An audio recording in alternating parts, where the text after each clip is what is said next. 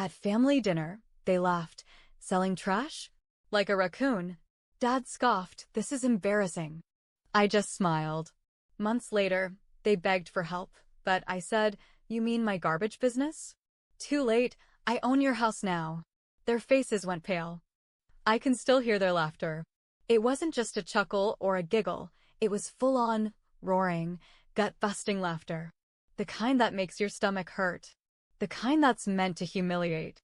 All this time, I thought you were actually trying to build something, my mother scoffed, shaking her head. And you're just, what?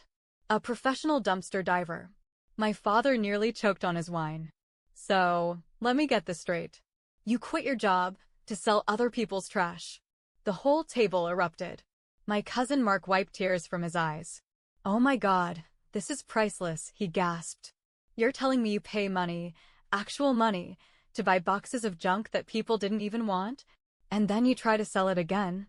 I forced a smile and took a sip of water.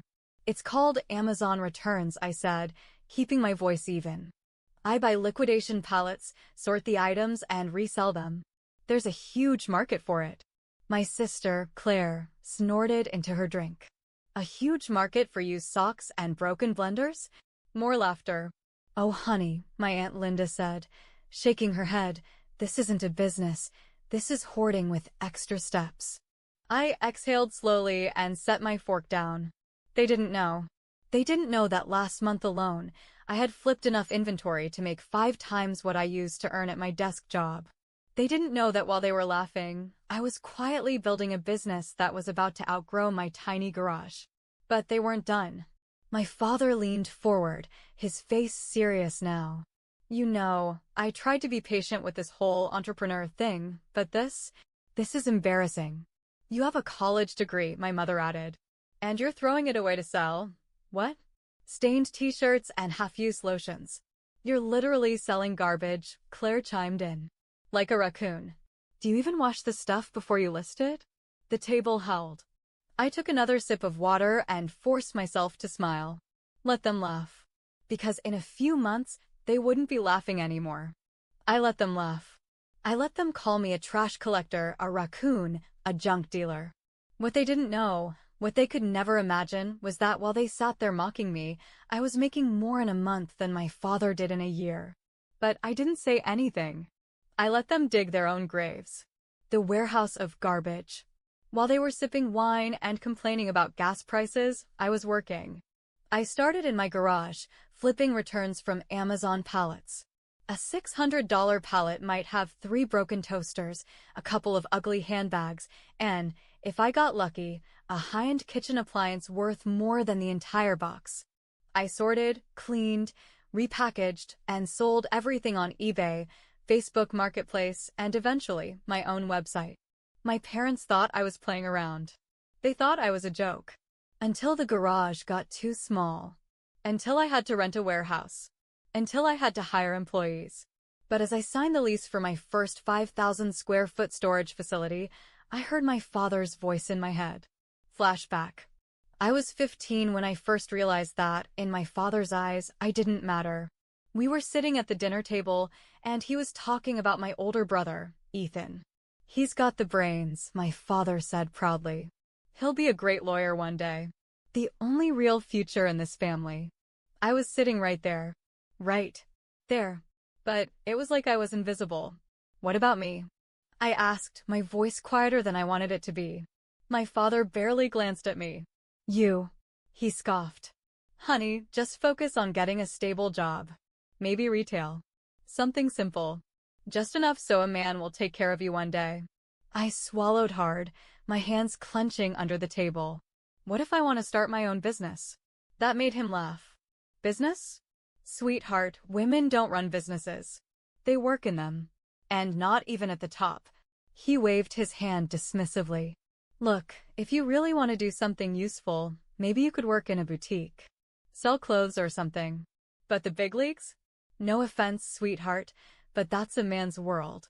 My mother nodded along like it was fact. And Ethan? Ethan just smirked. Because he knew.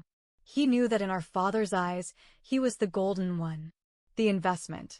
The one who would make the family name proud. And me? I was a liability. The breaking point. 6 months after that humiliating dinner where they laughed at my business, my family invited me over again. Not because they missed me.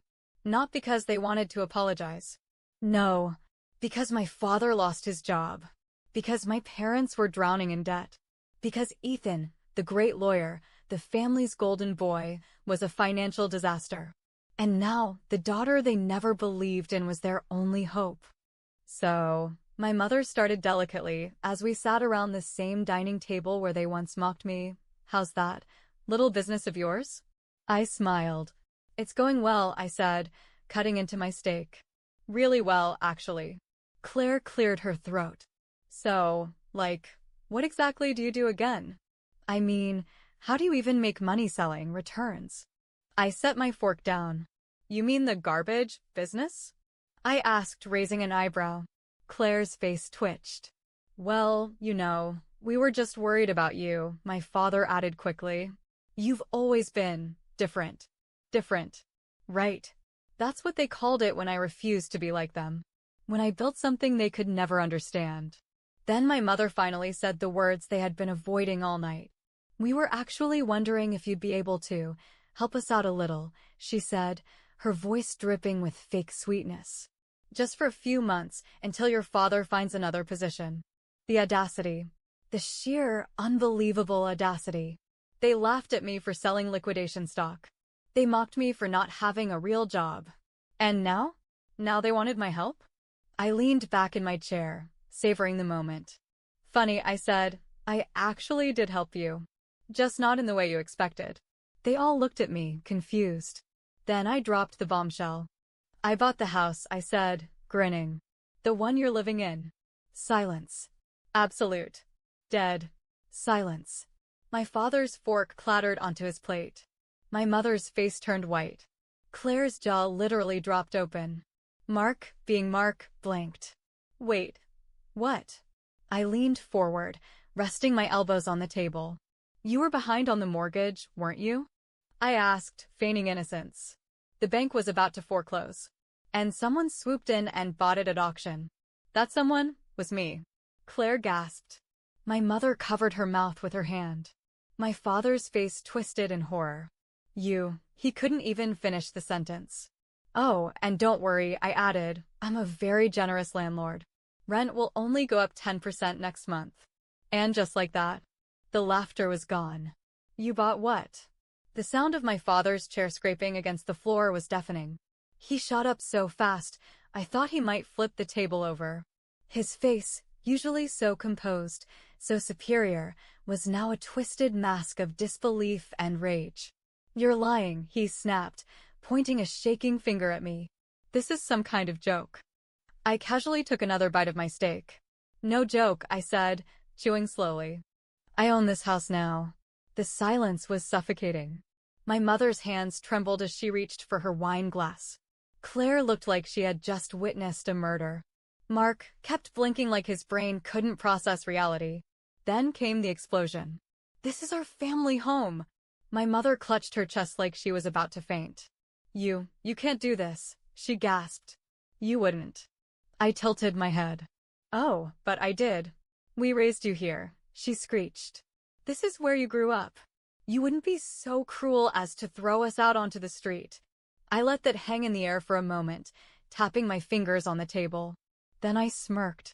Oh, so now this house means something to you? I asked. Funny, because when I was younger, you made it very clear that Ethan was the only one who mattered. That I was just a temporary guest. Flashback, you'll never amount to anything. I was 17 when my father told me, straight to my face, that I was worthless. I had come home late after working an evening shift at a small retail store. Ethan, my golden boy brother, was sprawled on the couch, pretending to study law textbooks while my father beamed at him. I was exhausted. I had school in the morning, homework to do, and I smelled like cardboard boxes and cheap perfume. My father barely acknowledged me. That's what you're going to do for the rest of your life, he said, shaking his head in disappointment. You'll be lucky if you ever do more than folding clothes and scanning barcodes. Ethan chuckled from the couch. Retail suits you, he muttered. I clenched my fists. I want to start a business, I said firmly. I will start a business. My father smirked. Sure, sweetheart. Maybe you can sell candles on the sidewalk while Ethan fights real legal battles in a courtroom. The room burst into laughter. That was the day I stopped trying to earn their respect. Back in the present, my father was still fuming, his fists clenched at his sides.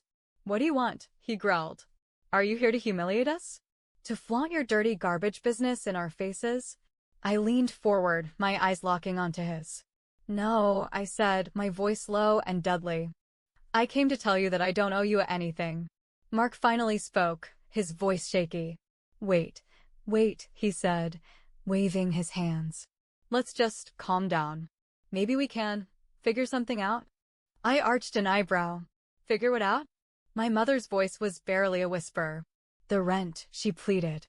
You don't have to raise it, do you? I laughed right in her face. Oh, I absolutely do. And here's why. I pointed at each of them. You called me a loser. You laughed at my business. You said I was wasting my life. I stood up, towering over them. You didn't believe in me when I was struggling, I said coldly. You mocked me when I was building this empire from nothing. And now? Now you're sitting in a house that I own, begging me for mercy. I shook my head. No, not happening. My father slammed his fist on the table. We are your family. I crossed my arms. No, you made it very clear that Ethan was your family. Claire, who had been quiet this whole time, finally broke. Oh my God, she whispered. You actually want us to suffer. I turned to her, smiling. No, Claire. I want you to understand. She swallowed. Understand what? That you never should have laughed at me. Where's Ethan? Then I frowned, looking around. Speaking of which, where's Ethan? I asked. Isn't he supposed to be the family's savior? No one spoke. Then Mark let out a bitter chuckle. Ethan's broke, he muttered. I blinked. Excuse me? My father's jaw tightened.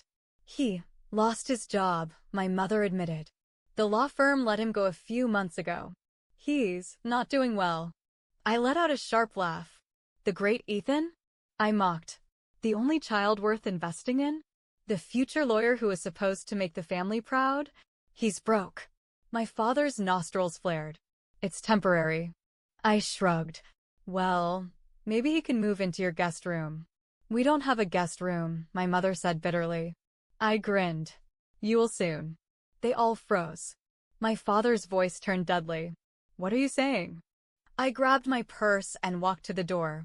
Before stepping out, I turned back and delivered the final blow. You have 30 days to vacate, I said sweetly.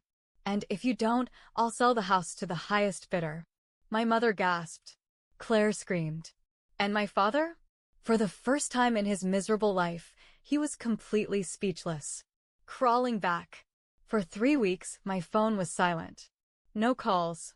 No texts. No sudden family check-ins. I thought they were ignoring me out of pride. That maybe my father was out there, desperately trying to prove he could fix everything without my help. That my mother was planning to guilt-trip me at the last second. But no, because 3 weeks later, my doorbell rang. And there they were. My father, mother, Claire, and Mark, standing on my front porch in the rain, looking miserable. I leaned against the doorframe, crossing my arms. What do you want?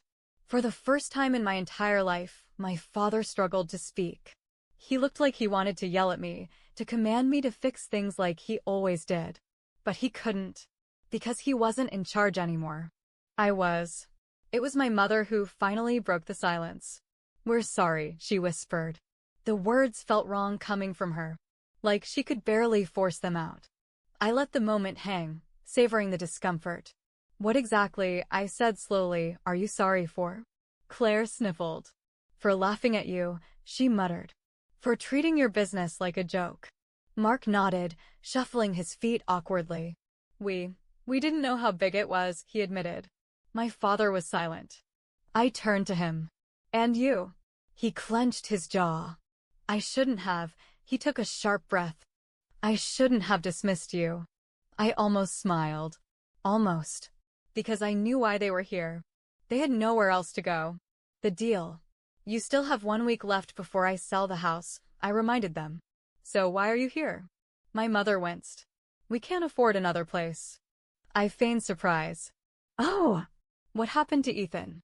I thought he was the only one worth investing in. My father flinched.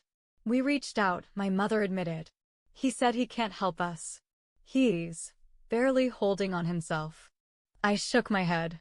The golden boy had turned out to be nothing but a rusted trophy. I let them stand there, soaked from the rain, waiting for me to speak. Then I sighed dramatically. Well, I said, I might have a solution. Their eyes lit up. I'll let you stay in the house, I continued. But not for free.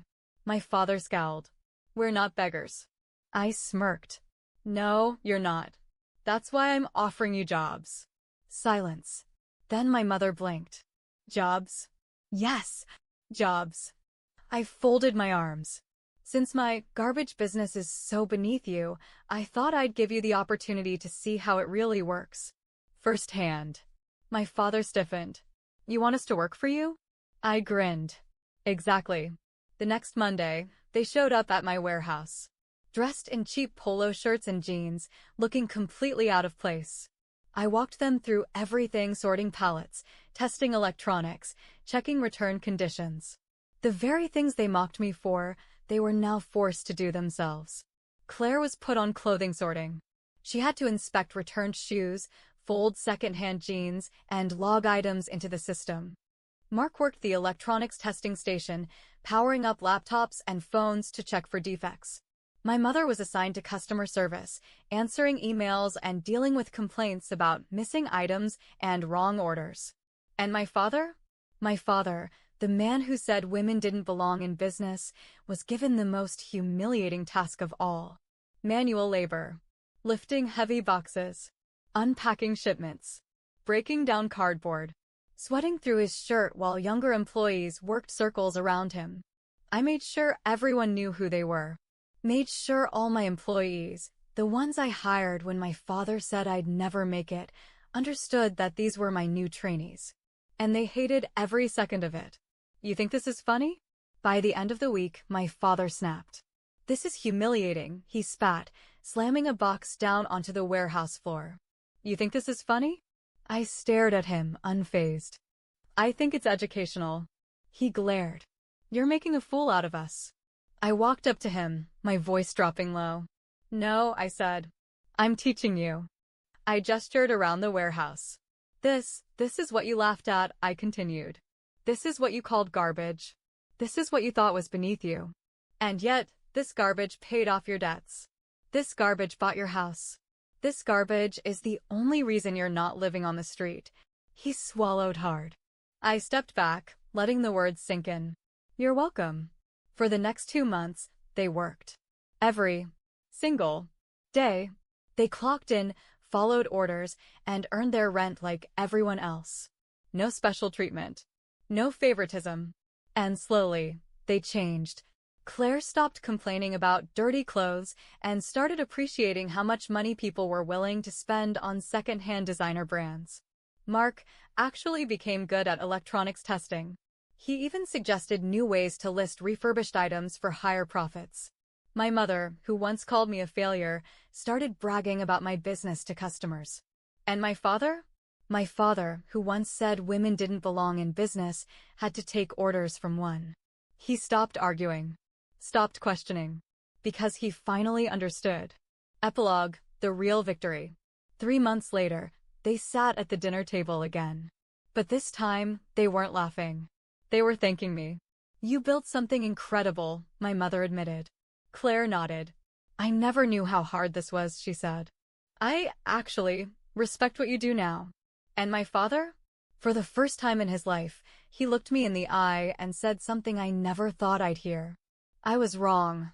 I let the words hang in the air, soaking them in. Then I smiled. I know.